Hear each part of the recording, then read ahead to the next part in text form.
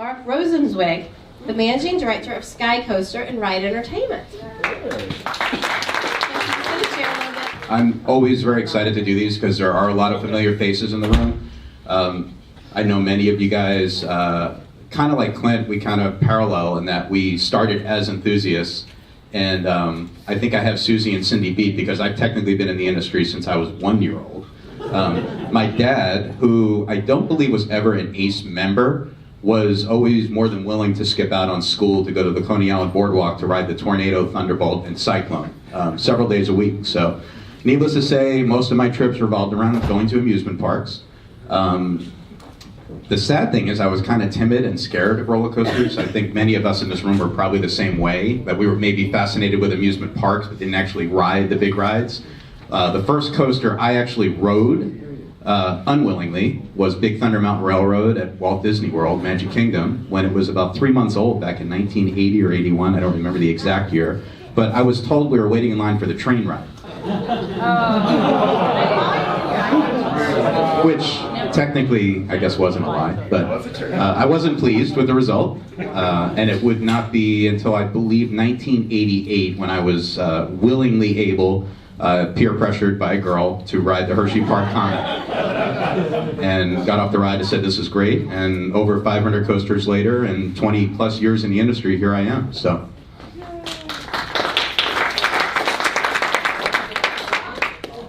a little bit more about me. I ride fiberglass ponies around the Inner Harbor in Baltimore. Don't you all?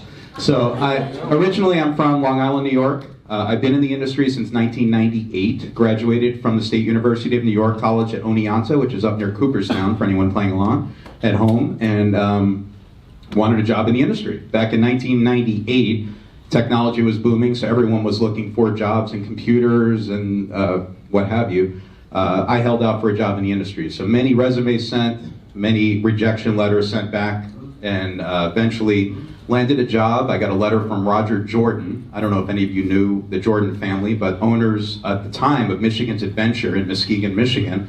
This is about 5 years before Cedar Fair bought the park, and they offered me a team lead position. So I drove out in a 1986 Corolla that barely made it, got a terrible apartment for about $280 a month, and worked crazy hours for a whole summer, and was one of 3 of the original priests of Shivering Timbers, which I don't remember who coined that, but probably me. Worked the summer there, learned that ride operations was not necessarily something I wanted to do for my entire career. It is grueling hours, which I didn't mind, but the pay is not the greatest. If anyone here, has anyone here worked in the industry, by the way? Okay.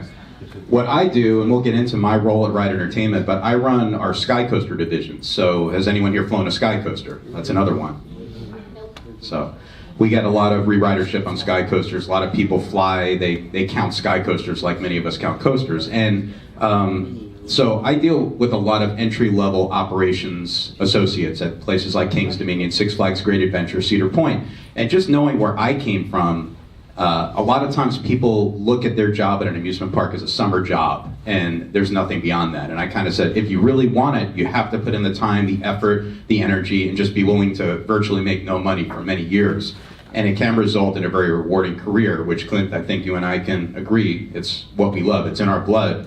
And I think the biggest challenge that someone like myself has is balancing a career with what was a hobby, because you have to kind of tune out your enthusiast side when you're talking the business side of things. We don't always want to close and dismantle Rocco plane rides that we love, but at times the business end of it makes sense and you have to do these things. So there was that. So in any case,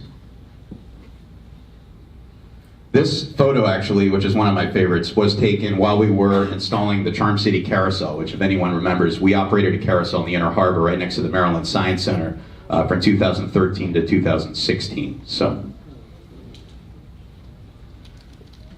and this is something I very much enjoy and has somewhat reinvigorated my interest in amusement parks, because over time there is that burnout element. Being a parent with kids and working in the industry is fantastic, because we get to visit parks and we see parks in a completely new light. I now completely understand the whole merchandising and retail side of the industry like I never knew before. I was always rope drop, and just running for Alpengeist. Never looking at the shops. Sorry guys, but now we do. Because everything's at eye level. Sydney is about 50 inches tall, so all the LOL dolls are right at 50 inches. And I've learned this, and I didn't even know what an LOL doll was, by the way. So that's Sydney about 3 years ago. Does anyone want to take a guess where that photo's taken? Because it's a tough one. What? It's not Apollo's chariot. No togas.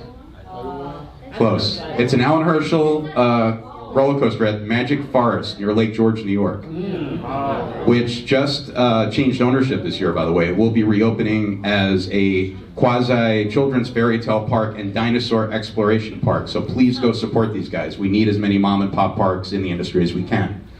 And on the right, this is my son Dylan, the last phases of potty training with, of course, a roller coaster magazine in his lap because he demanded it.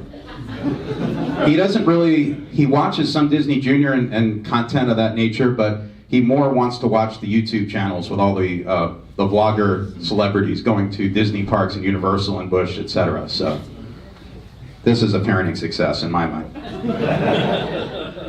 Okay, ride entertainment. This is the tough one because I feel like the enthusiast community doesn't maybe understand fully what we do. Do you guys understand what ride entertainment does? No. No. Okay, good. So we've got like 24 minutes. What? Sam doesn't know. If Sam doesn't know, no one knows. So, short answer, everything. Right, I gave it away. I'm sorry. First off, 2018, we celebrated our 20-year anniversary, which in our industry is a huge milestone. I mean, I know we have roller coasters celebrating 40 years, but businesses typically change hands, change names, etc. So 20 years ago, Ride Entertainment got its start as a very humble ride sales partner group, basically representing 10 different ride manufacturers all through the world, with just 2 employees and 1 laptop at a small office in Stevensville, Maryland, which is just across the Bay Bridge from Annapolis. Prior to opening or starting Ride Entertainment, our CEO, Ed Hiller, was running a company called S&MC. Does anyone remember S&MC? Okay, Italian ride manufacturer that manufactured several roller coasters in the mid-90s, including this beauty. Did anyone ride the high roller on top of the Stratosphere? Yes. Sorry to hear that. It was a good ride for the view, and it had uniquely tiered seats where the outer seats sat a little lower than the inner seats, so everyone had a view. Unfortunately, it didn't do much. It wasn't a powered coaster, it was a legitimate gravity coaster. It had a tire-driven lift, and then it spiraled around the top of the observation deck several times, as you can see here. And it was one of the 2 original rides to open on the Stratosphere, along with one of the original Space Shot attractions that, of course, Stan Checkett stood on top of, because he's crazy. And then this little beauty that's about 25 miles down the road.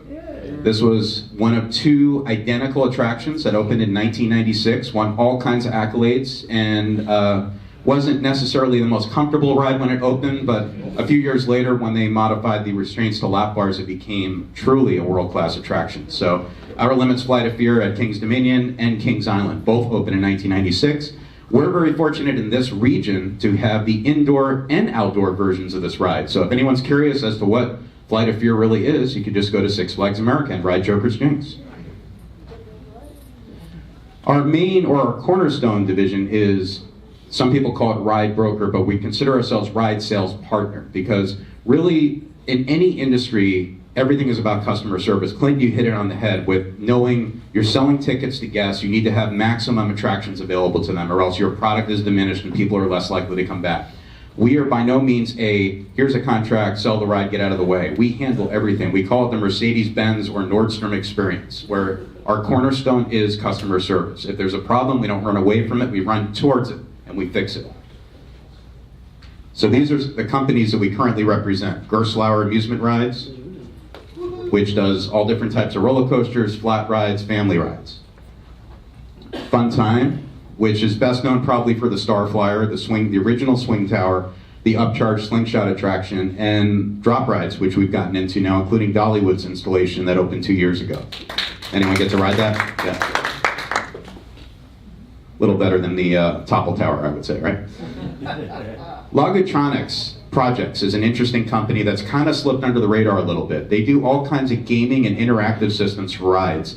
both new systems as well as updates to existing rides. If anyone rode Ghost Hunt at Lake Compounds last year, they got a completely new interactive system, which is very intuitive. It has color-coded guns. In other words, when you shoot, you know who is shooting and what you're shooting. And then at the end, it has the display showing high score in the car, high score for the day, the week, the month, etc. So it encourages re-ridership, and all the targets work, which was not the case before this went in.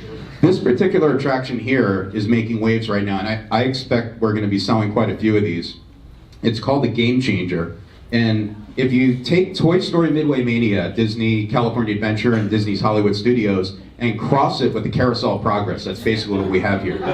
Except it's not a nap ride like Carousel of Progress, but this right here, this is your boarding zone, and then there's a game in each of these segments. So each segment, the 4-seat seating area will sit there for about a minute to allow for load and unload, and then you move through the various games. So it's ideal for a park that may have a building or a space that is not being utilized. A lot of the big parks have buildings that used to be theaters or restaurants or what have you. They're just not being utilized anymore.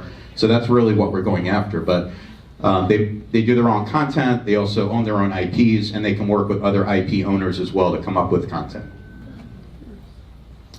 Valtner and Partner. This is another company that I kind of sure most of you have never heard of, but they're another media company that's developed this amazing flying theater concept. The difference here is two key differences. One, we're not propelling the action of the theater from underneath using hydraulics. If anyone's been on Back to the Future the ride or Simpsons ride at Universal, you know that jerky feeling you feel because of the pistons underneath the vehicle. This uses cables and pulleys from up top. So it has a very smooth, more like a Soarin' over the world type feel. And riders ride in a standing position leaning forward, which allows more exposure to the body, and we have a lot of cool 4 and 5D effects, wind and moisture, etc. So, Extreme Engineering, they're best known for their, I call it back of house engineering, third-party jobs that they do, but they also are manufacturers of the Cloud Coaster. There is one down in Mississippi at a casino resort. It's essentially a family combination of a zip line and a roller coaster. So a very cool concept. Can adapt to existing buildings like Funland, so we might have a meeting later. Ropes Courses Inc., based out of Michigan. They're best known for the Sky Trail. And this is a ropes course concept. We actually own several on revenue share basis, but unlike the typical ropes course where you have to clip on, clip off, it takes a lot of labor. This is basically you have a puck and an overhead track. So once you're hooked on, you cannot come off the system. And when you get to a pole, the track splits, so guests can take a break on a platform and other people can pass them. In addition, anyone here has been to IAPA has seen they also have the new Zip Track, which is kind of like a quasi roller coaster that connects towers to each other. So you can clip and coast to the next segment of ropes course. So it's a very cool concept. Metalbell is a small family-owned company from Germany that does family rides. They're one of Legoland's chosen vendors, essentially. So like that fire engine interactive game / ride that you guys have all probably seen, they created that. They do a lot of car track rides. The attraction to the left here, the double Ferris wheel for kids with spinning tubs, is kind of cool. There's one at Leesburg in Sweden. They're all over the place. And I think now we just signed on with them this year, so I think we're going to see a lot more. They also did all the Thomas rides for the various branded Thomas sections around the world. And then another division of our company is installation. So this kind of goes to the theme of ride entertainment is diversification. Anyone here who has run a business knows the closest guarantee to success is diversification. If you rely on one business model, you're going to have a down year and you need to have rainy day funds. Our company sells, installs, finances, operates rides. So on a down sales year, we might have an up year in installations, or our revenue share division might be up. So here, it's essentially double dipping, where these are two rides that we sold. On the left is Tantrum at Darien Lake, a Gerstlauer Eurofighter that opened this past year. And on the right was our biggest ride this year, Hang Time at Knott's Berry Farm, a Gerstlauer Infinity Coaster, where we also got the installation job on top of the sale.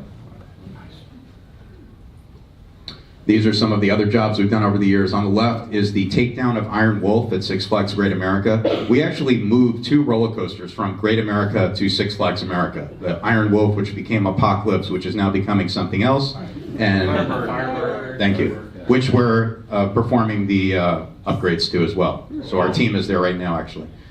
B&M's on site. And on the right is one of the 400-foot Star Flyers. This one, I believe, is at Six Flags New England.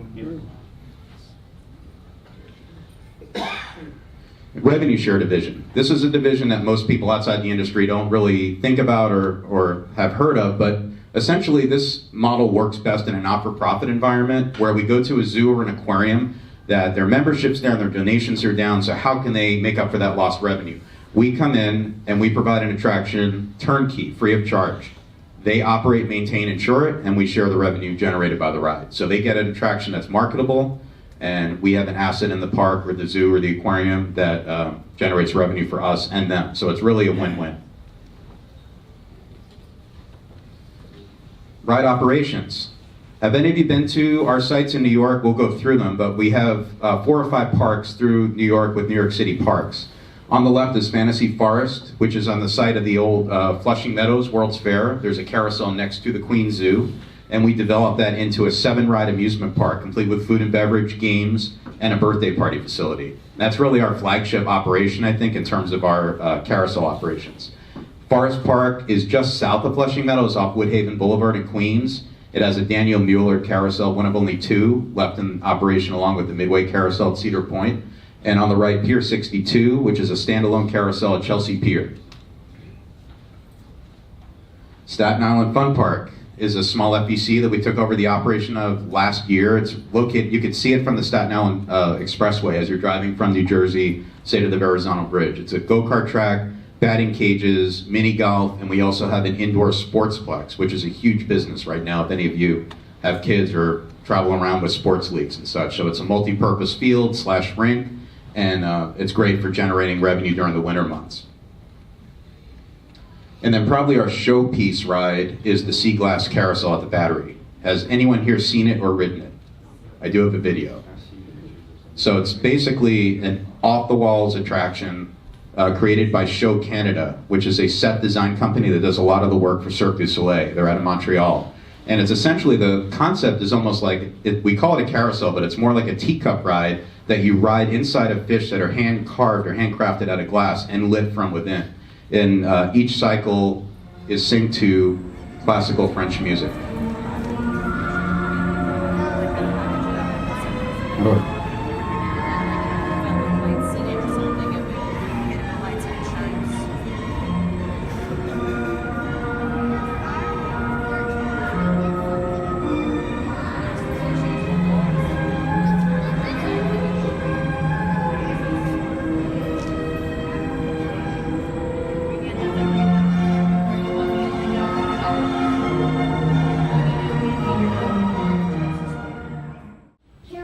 So Sky Coaster, we have 68 unique locations, 88 flight lines. So we count a flight line like the King's Dominion model's a dual Sky Coaster, that counts as 2. So 68, every continent but Antarctica. Penguins are not in the market apparently, so we haven't hit that yet. But extremely successful, over 20 million flights since the ride was introduced in 1992. What's the tallest one? Kissimmee, Florida, 300 feet. And we're trying to top that. So we have some international clients that are interested. So 301.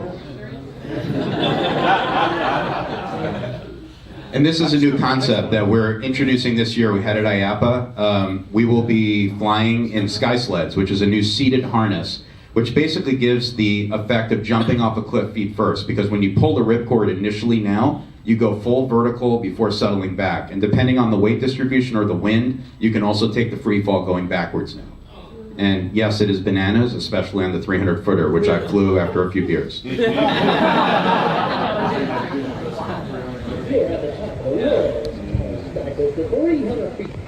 ready, hold on. 3, 2, 1, fly!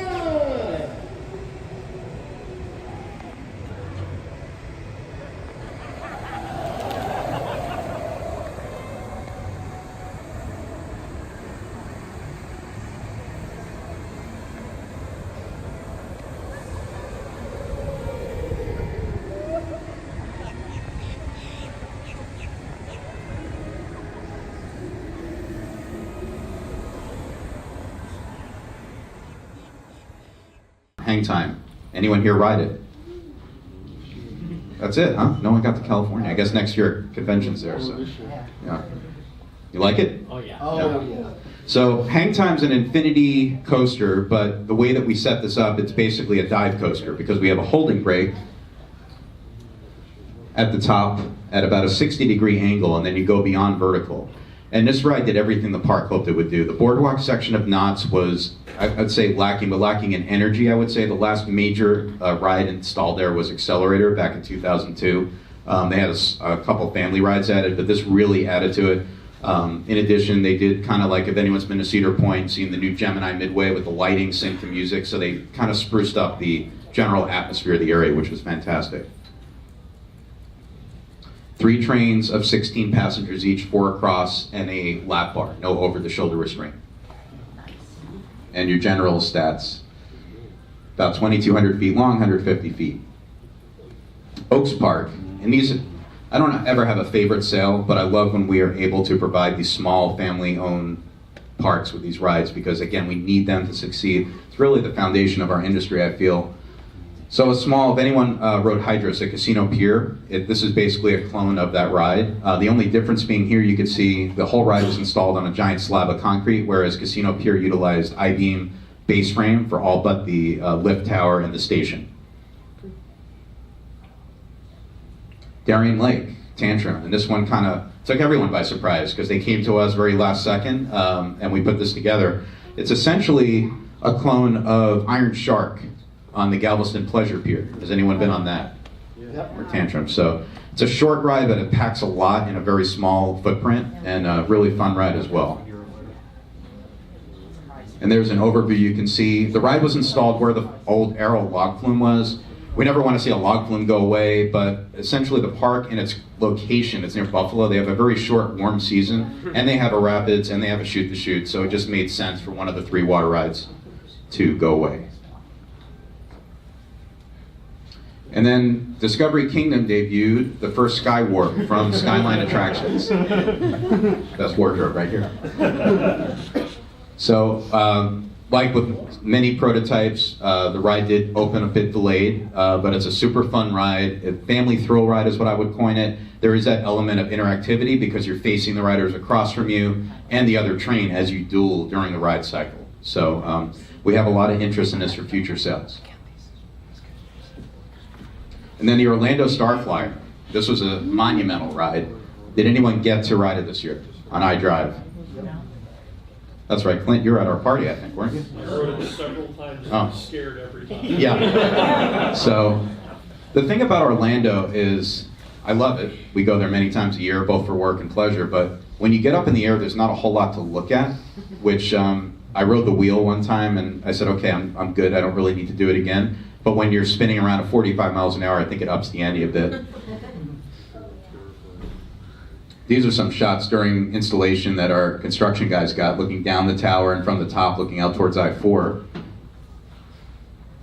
The whole site was just done really well, and Funtime was very smart doing like a small mall with a Haagen-Dazs and their own bar, because alcohol sells, that's I heard. And then in our region, which I think is Eric coming today? He is. Okay, great. Okay, so Adventure Park, we installed a new sky coaster that previously operated on the Coney Island Boardwalk. Wait, you don't get to steal my thunder. Perfect time. Come on. Bring it in. Come on, Mark. Man, those are my photos. I was using these photos. This is so much. It's only one slide. Go sit down.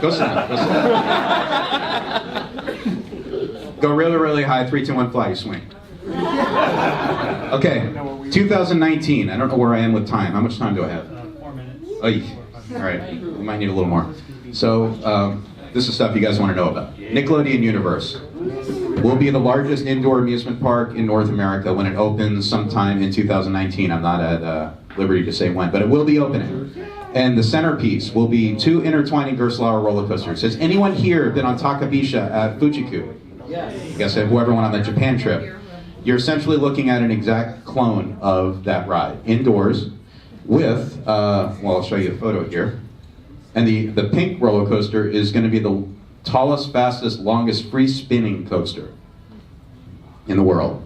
So here are some construction shots from late November. The tracks have all been tied up since then, so we're in electrical and controls mode right now. This is a cool feature that I wanted to show you though. Here, so this is a launch Eurofighter. The ride starts out of the station, you do a slow heartline spin into an LSM launch through half the ride, then you come back through the show building. That's when you hit the vertical lift, which is right here. And we have a hull brake at the top, pretty much like hang time. But you see how it goes up into a skylight. That skylight strategically faces Manhattan. So you're gonna be looking right at the Empire State Building before the brake lifts go, and you're gone. Some more construction. And it looks like West Edmonton because it's 555. It kind of reminds me of when the Mindbender was being built. New for 2019 also, another 242-foot tall Starflyer, identical to Six Flags Great Adventure, Six Flags Over Georgia, run down the list. Yeah, in America, exactly. Same height as Wonder Woman.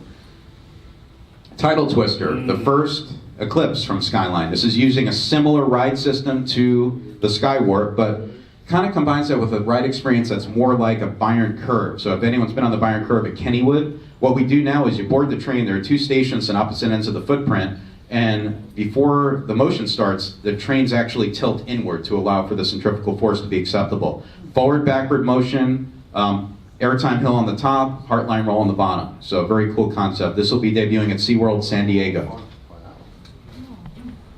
So anybody going to a convention can hopefully add that onto their trip. KCL Engineering, lighting. Is anyone aware of this or have seen video or, okay. This is an amazing product. When we opened the Monster at Adventureland in Des Moines, Iowa 2 years ago, we saw the product because they're based in Des Moines, and we immediately went over to them and knew we needed to sign on to represent this product.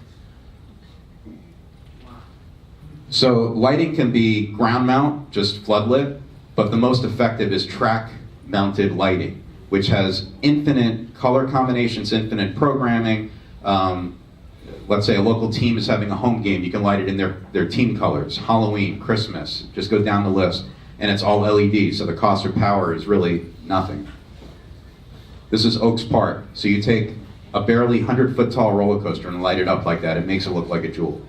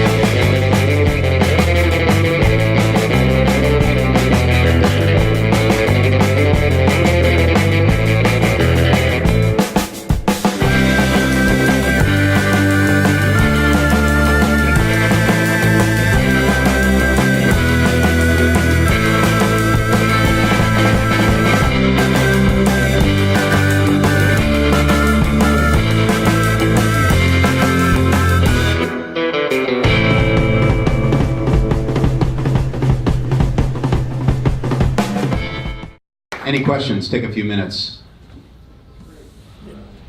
So I recently realized that my four-year-old nephew is now tall enough to ride the Sky Coaster at 42 inches tall. Mm-hmm. I'm curious how many 4-year-olds have actually rode a Sky Coaster, considering that they can't even get on a drop tower. Many. Really? Yeah. That many? Yeah.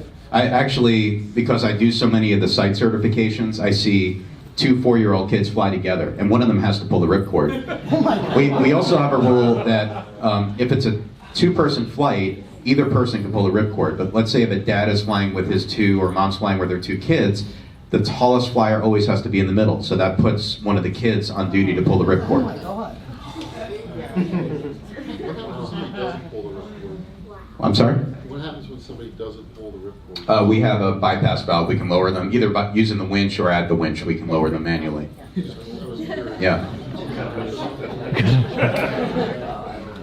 Anyone else? With the KLCE lighting packages, those have appeared on many new attractions lately. Are older attractions able to be retrofitted to incorporate such? Sure. Mm-hmm. Yeah, like, a big ride celebrating 20 years. But you guys aren't allowed to put lights on anything, right? Limited. Yeah. Yeah, but, I noticed when I was at the park 4th of July, the coasters, none of even the lift hill lights are on. So they light up Griffin. They put Okay. LED lights up on Griffin, and that's just because you can't really see it from the highway. okay. So, yeah, James City County as well. But yes, the lights can be adapted to any existing ride. We actually have a package we put together designed for sky coasters to light up the arch. So we're going out to the market this year to try to get some of those. So. Yes? I didn't realize you guys worked in so many different areas in the industry, but what are some principles or lessons that are overarching within all of that? As far as?